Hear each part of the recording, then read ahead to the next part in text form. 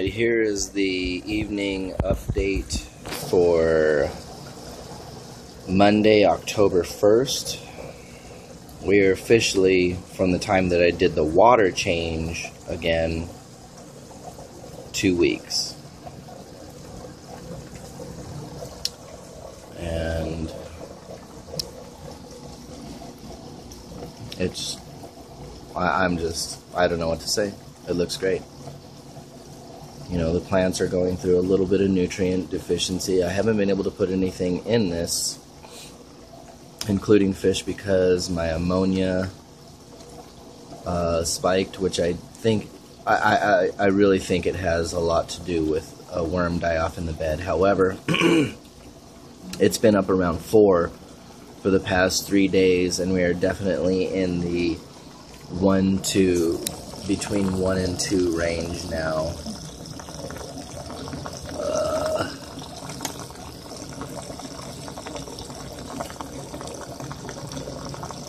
We're closer to we're between 1 and 2. Now, if that's the case and it's going down, then we should be seeing a spike in nitrites, and we are. We're up at 1 on the nitrites. And if that's the case, then we should be seeing a spike in nitrates. And we most definitely are. Last night we were in the between 20 and 40, and right now we're upwards of 80. So that means the plants are being fed.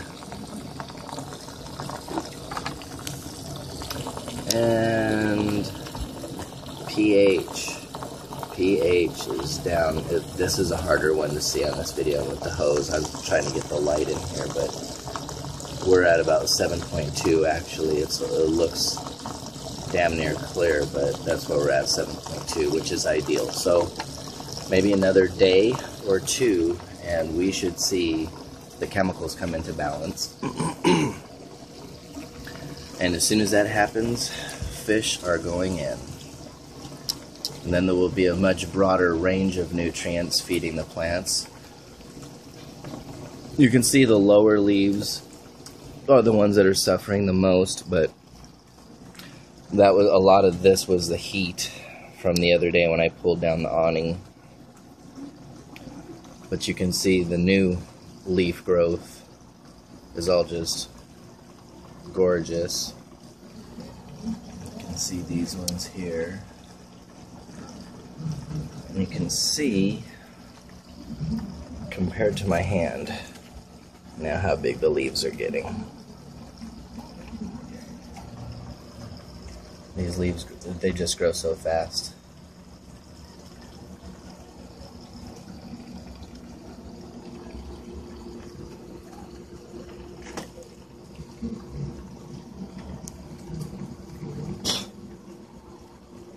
Different types of little bugs.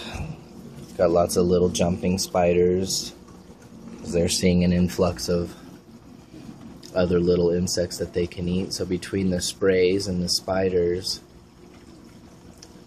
you all know me with the spiders. I pick them up and show them to the kids. I leave them alone. But yeah, we're just cranking. I think I'm gonna have to spray again tonight, but that's okay. It's only like every couple days that I'm having to do it, and it's really no big deal. It's not really poisonous. It's a mixture of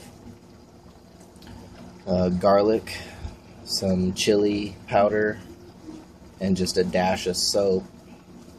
And cook the garlic and chili powder together, and then mix it about 1 cup of the, cook it for a little bit, and then let it cool down. It simmers off a little bit of the water, but what you basically end up, if you put a cup of the spray concentrate into a spray bottle with 2 cups of water and I mean a half a teaspoon at the most of soft soap or a dish soap, an antibacterial.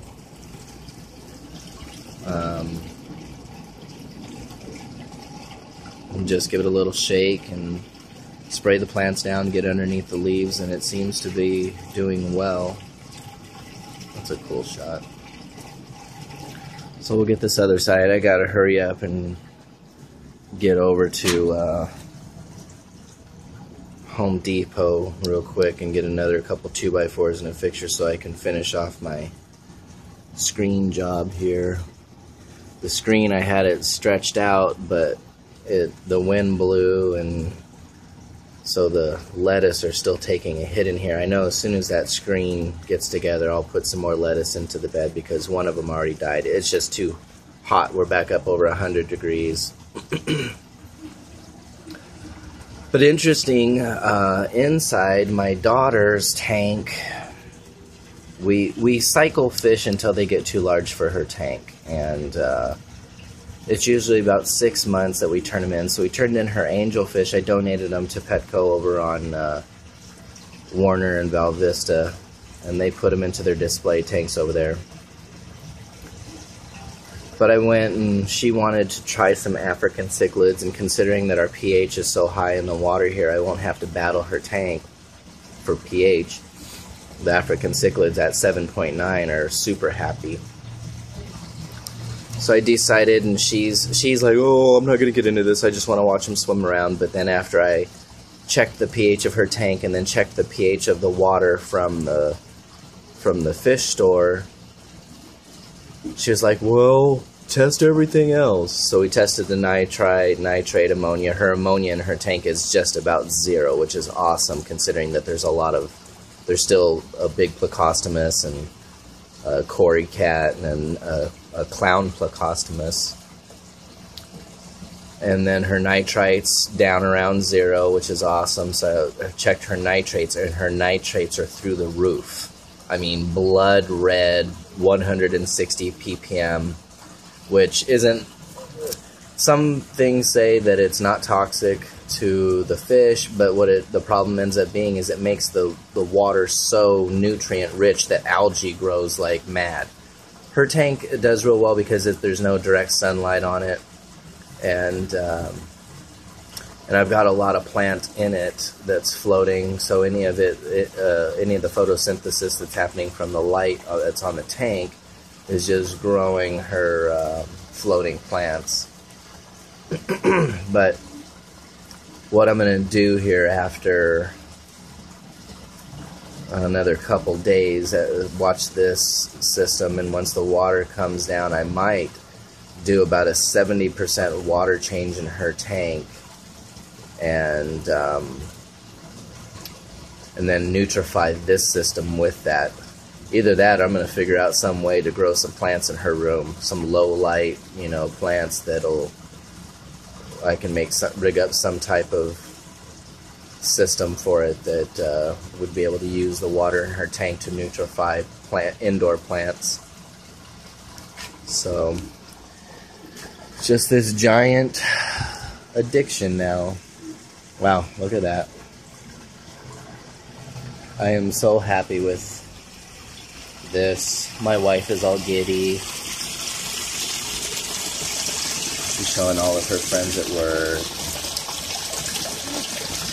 But it really is. It's just amazing how well these systems work. And once you get it all balanced and get fish in there, this is going to be even richer and grow even faster. It's just going to be insane because I have not done anything other than the worms and the one addition of 3 gallons of water from her tank to start the nitrogen cycle in this bed and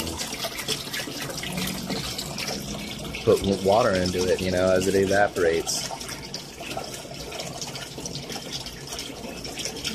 It's awesome. And just imagine when it's grown all the way up there, it's not going to take much longer. I mean, look how much from that angle right there. Look how much they've grown. Go back and look at the previous videos and put it into perspective. Keep in mind that These basil plants were only up to this speck right here, this line, 2 weeks ago. I mean, sure, there's a little bit of nutrient deficiency here and there, but that's all a new system. And when these systems are a year old, they're basically on autopilot. Add some iron, watch your pH. That's it. Harvest your food. So anyways, with that flush, I'll go ahead and end the evening update, and we'll see you all in the morning.